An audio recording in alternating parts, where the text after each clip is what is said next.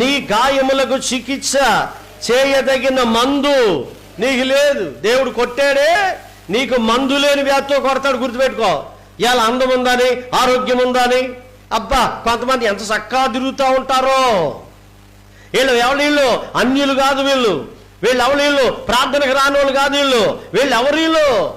దేవుడు అంటే తెలవని వాళ్ళు కాదు. వీళ్ళు ఎవరంటే దేవుడు అంటే తెలుసు, వాక్యం అంటే తెలుసు, ఆరాధన అంటే తెలుసు, ప్రార్థన అంటే తెలుసు, అన్నీ తెలిసిన వాళ్ళు. ఏమంటే ప్రభు అదే చెప్తున్నాడు, నేను నిన్ను కొడతాను, నీకు మందు లేని వ్యాధి వస్తుంది, నీకు మందు లేని వ్యాధి వస్తుంది.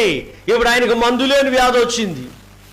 పిల్లలు ఏడుస్తున్నారు, భార్య ఏడుస్తూ ఉంది, అమ్మ ఏడవబాకండి. ఏమైంది దీనికంటే ఇష్టానుసారంగా జీవించాడండి, కాళ్ళకు అడ్డము లేకుండా జీవించాడండి. ఎన్నోసార్లు చెప్పాం, అయ్యా దేవుణ్ణి నమ్ముకో, ప్రార్థనకు రా, దేవుణ్ణి నమ్ముకో, ప్రార్థనకు రా, ప్రార్థన రా అయ్యా, దేవుని